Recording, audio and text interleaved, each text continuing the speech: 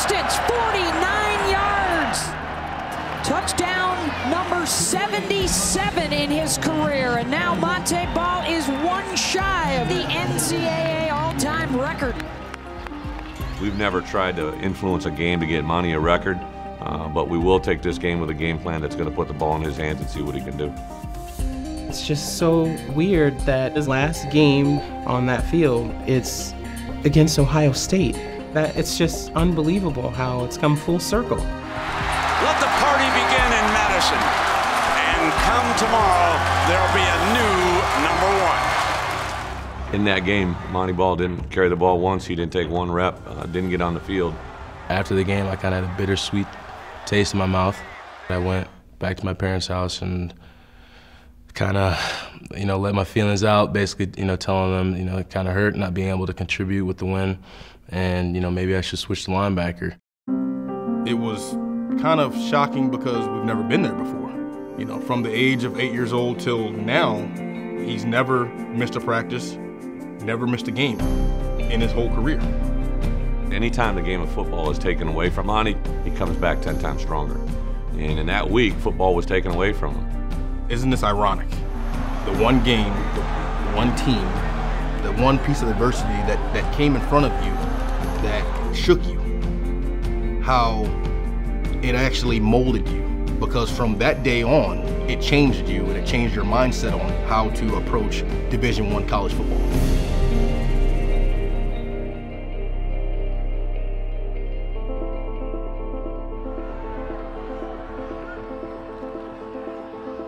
I was a principal at Groveport Madison High School. And I heard about this young kid coming in by the name Le'Veon Bell that's a pretty good athlete. I'm like, he's a freshman. I hear it all the time. I liked what the kid was trying to do. He had fought through a lot of things. He loved football. I always focused with him on academics because I thought, Le'Veon, athletically speaking, you are gifted. You have that it factor. But if you don't take care of this front end, you'll never have the back end. And so we had a lot of meetings in my office, outside of my office, in the hallways, in the parks, on the football field, and it all had to do with his actions, his behavior. Never had to do with football. Mr. Teller called me in his office. Like, Le'Veon, come here. For your 4 years of high school, I'm gonna be on you. I'm gonna be on your butt. He always tells me, stay dedicated to what I'm doing. Stay focused on what I'm doing. My dad always said, it may be hard, but at the end of the day, it will be fair. I used to always tell Le'Veon, because he would complain, I didn't get enough carries, or they're trying to freeze me out. I said, Le'Veon, it is hard. I said, but at the end of the day, it will be fair for you. He's like, he says, you keep saying that, what do you mean? I said, Le'Veon, one of these days you're gonna take that saying, it's gonna mean something to you.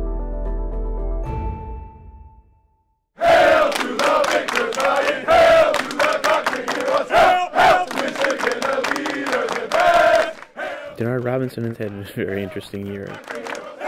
From breaking out of his shell, publicly speaking at the luncheon, the way Denard was open, telling stories about his life that no one has really known. It's my story. I wouldn't want nobody else to tell my story. It's my story, so when you talk about it, you have the passion. I was nervous. I was never a person that talked in front of a lot of people.